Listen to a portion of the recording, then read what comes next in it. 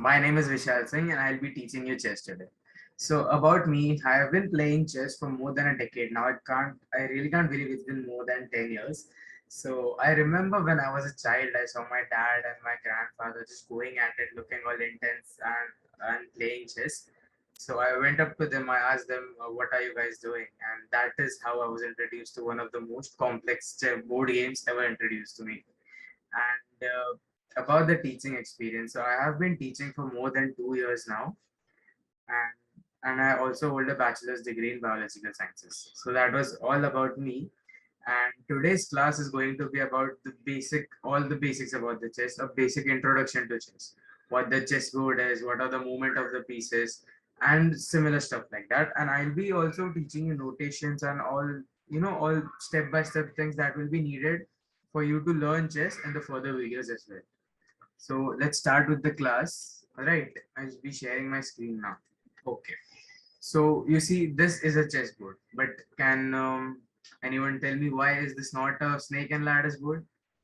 Well, yeah, obviously the first answer is going to be that it does not has ladders or snakes on the board, so it's obviously not a snakes and ladders board, which is absolutely correct. You're totally correct, but there is also a mathematical reason. You can pause the video, think about it for a minute, and then come back. Okay. So the mathematical reason is, do you see these letters at the bottom? Let's count them. One. I mean, sorry. A, B, C, D, E, F, G, and H. There are 8 boxes in total, and it is just one row. So there are 8 boxes in one row. Do you see these numbers at the right? Let's count them. How many they are? One, two, three, four, five, six, seven, and eight. So there are 8 rows, and each row holds 8 boxes. So I'll do the math here for you guys. Just a second. So if you multiply 8 by 8, you get 64. So if you see a board which has black and white squares and in total has 64 squares, you can be sure it is a chessboard. If you see any other board which has more or less than 64 boxes, it's probably not a chessboard. All right. So this is how you basically tell it is a chessboard. And also the letters at the bottom over here, just a second, the letters at the bottom over here, you call them files. All right. So this whole column is called A file. The whole column is called B file. And similarly till H file. I'll be explaining this more in the next video since this is very important. This is a notation. I'll be just giving you a small brief over here. I'll be explaining this completely in the next video. So this, you see the numbering here, these are called ranks. So this is the first rank, second rank, third rank, fourth rank, and similarly up till eighth rank. Okay, now now this was all the basic about the board. Now everything is clear. Let's move on to the movement of the pieces. All right, so let's start with the king, the most important piece on the chessboard. All right, so king is the most important piece. Why? Why is that? Because if your king is captured, you lose the game. You're out of the game. It's a complete checkmate. So if your king is captured, you lose the game. So you always have to protect your own king while capturing your opponent's king. All right. Now the king can only move one block at a time. Please remember, it can only move one block at a time, but it can move in any direction. So the king can go up, it can move down, can go to the left, to the right, and it can also move diagonally. So this is the range of the king right now because it is sitting right here. All right, so it can move in any direction, but only one block at a time. All right, let's move on to the queen now. Now remember how I said the king was the most important piece on the chessboard. Queen is the most powerful piece. Remember the difference. Queen being the most powerful piece, like it, it is the most powerful piece, while the king is the most important piece. If your king is out of the game, if it is captured, you lose. But if your queen is captured, you do not lose. You can still play the game. So the queen can also move in any direction, but it can move as many boxes as the queen wants. So it can go up, down, to the left, right, and even diagonally. So this is what makes the queen most powerful piece. Do you see how much range it is covering? Yeah, it's almost covering all the board. But if there is a piece in between, the path of the queen will be blocked. Remember, the queen cannot jump over pieces. Neither can the rook and the bishop. I'll be explaining those two right now. So remember, this is how a queen looks. This is how a king looks. Let's move on to the next one. So this is a rook. This is how it looks. The rook is like half a queen. It can go up, down, left, and right. It cannot go diagonally. All right. So it can only move in vertical and horizontal lines. So that was how the rook moves, and also it can move as many boxes as the rook desires. So that was all about the rook. Let's go to the bishop. This is how a bishop looks. Remember, do not confuse this with the pawn, as a lot of people, a lot of beginner people confuse the pawn with the bishop. They do look similar, but there is a difference. So please look how the bishop is. Get yourself familiar with the bishop. Yeah. Now the bishop is also like half queen. Remember how I told you the rook can only move in vertical and horizontal lines? Yeah, well, the bishop can only move in diagonal lines, and the bishop too can move as many blocks as the bishop wants. Now, the the thing that sets this apart is, if you see, the bishop can only move in the same color because it can only move diagonally. So if your bishop is in a black box, it can only travel in the black box. Correct? So suppose your bishop was over here at e6, then your bishop will only be traveling in the white boxes. Cool. Let's move on to the next one. Okay.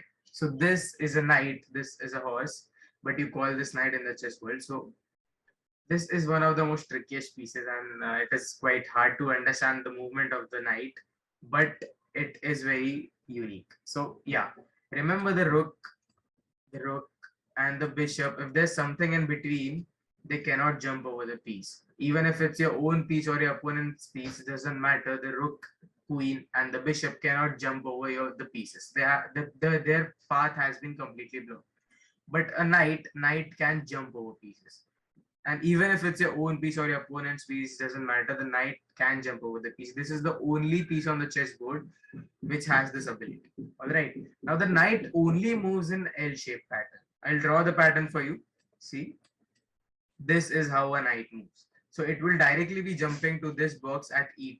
Remember this. All right. So I'll draw the other L patterns for you as well.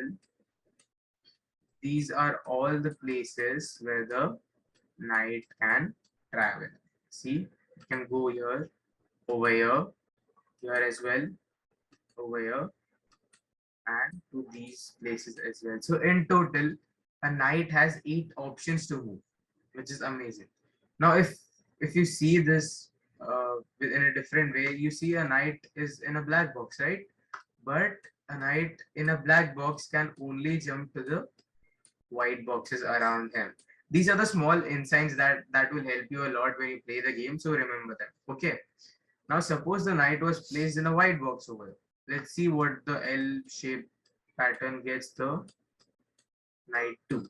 So it's quite clear, the if the knight was at here at e6, the knight is only jumping to the black boxes around the knight. See? So at any given point, the knight can jump to 8 places. Yeah. Now the pawn. This is the least valuable piece on the chessboard. A pawn, when it's moving for the first time, the individual pawn, it can go 2 blocks at a time. But once the pawn has moved for the first time, it can no longer move for the first time then. So after that, the pawn will only move 1 block at a time. Now this is a path of a pawn. This is not how a pawn is supposed to attack. The pawn will only attack diagonally, and the range is only limited to 1 block diagonally. So if your opponent's piece is over here, the your pawn cannot capture it. If your opponent's piece is here at e5, your pawn can directly capture them. All right. So when that individual pawn is moving for the first time, it can move 2 pieces or 2 blocks at a time, and then 1 block at a time, and it can attack diagonally. All right. So now that we're done with the movement of the pieces, I'll be teaching you the value of the pieces. Now, this is very important as well because you will be exchanging the pieces in the game. You will be capturing your enemy's pieces. The enemy will be capturing your pieces. Well, if you're doing an exchange, you should always be sure that you're taking advantage out of that exchange. So to make that sure, these pieces have been given points as so that you know that you're exchanging a more powerful piece of your opponent for your lower powered piece. All right, I'll be writing the value of the pieces now. So the pawn being the least valuable piece is only worth 1 point. Okay. Now the knight I told you is quite tricky. Has a can jump over any piece and it has a weird way of moving. Is quite tricky and quite powerful. Is worth 3 points. Okay. Now the bishop, which can only move diagonally but can move as many blocks as it wants. So it is worth just a second. Yeah. So the bishop is worth 3 points as well. So the knight and the bishop are equally powerful. They are both very important and can change the game at any moment.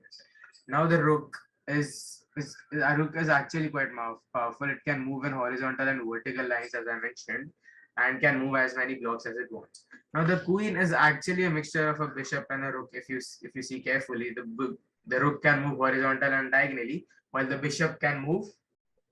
Sorry, the rook can move horizontally and vertically, while the bishop can move diagonally. All right. So a queen is actually a mixture of those two and is worth a total of 9 points. So this is the most powerful piece on the chessboard. Remember, I had told this in the beginning as well. Queen is the most powerful piece on the chessboard. Now, how many points do you think is the king worth? Okay, you can pause the video right here, give yourself a minute and come back. Cool. Now you might be wondering that the king only moves one block at a time. So how much can it be worth? Well, you're correct, but if your king is captured, you basically lose the game. It's a checkmate. So there is no point given to the king. It's actually worth infinity. Because if your king is captured, the game is over. There's no point of counting what's left, what's not left. You lose the game. So that was all about the value of the pieces. All right. So I'll also show you how a board when a board is set up, how does it look? So this is how a setup board looks like. Just a second.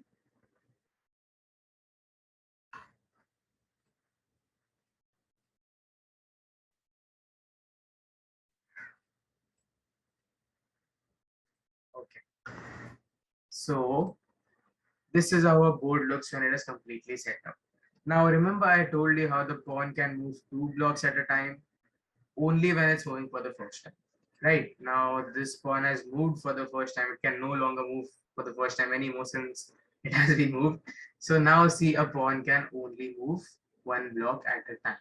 Now remember I told you the path of the pawn was straight, but it can attack in a diagonal manner. So this is how a pawn captures. All right. So this was all for today. This was the very basics I wanted to show you. And we'll be covering more topics. I'll be teaching you notations and a lot of more basic things that we need to cover in the further videos. So I'm looking forward to see you guys and thank you. That is all for today. Have a nice day.